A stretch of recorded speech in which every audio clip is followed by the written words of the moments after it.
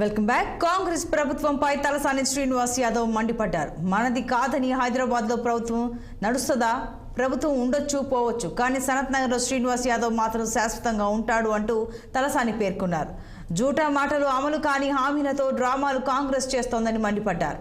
అభివృద్ధి కార్యక్రమాలు కాంగ్రెస్ పార్టీ చేస్తలేదు, ఇప్పుడు వెంటపడి చేయిస్తాం. ఎంపీ ఫలితాల తర్వాత పనుల కోసం పరుగులు పెట్టిస్తాం.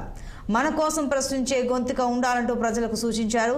పద్మారావు పేద కుటుంబం నుండి వచ్చిన వ్యక్తి. ఆయన గెలుపు కోసం అందరం కలిసి పనిచేయాలన్నారు. సికింద్రాబాద్ బీఆర్ఎస్ అభ్యర్థిగా పద్మారావు గౌడ్ పేరును కేసీఆర్ ప్రకటించగానే మంచి స్పందన వచ్చిందని తలసాని ధీమా వ్యక్తం చేశారు.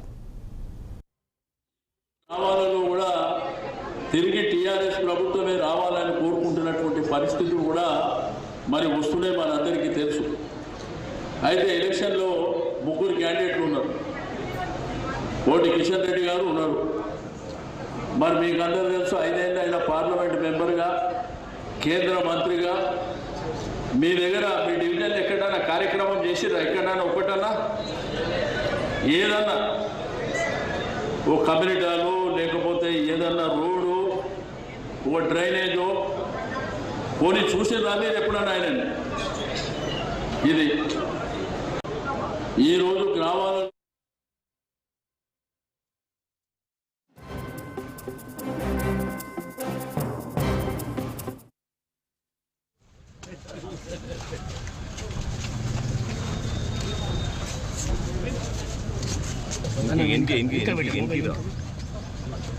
ఎందుకు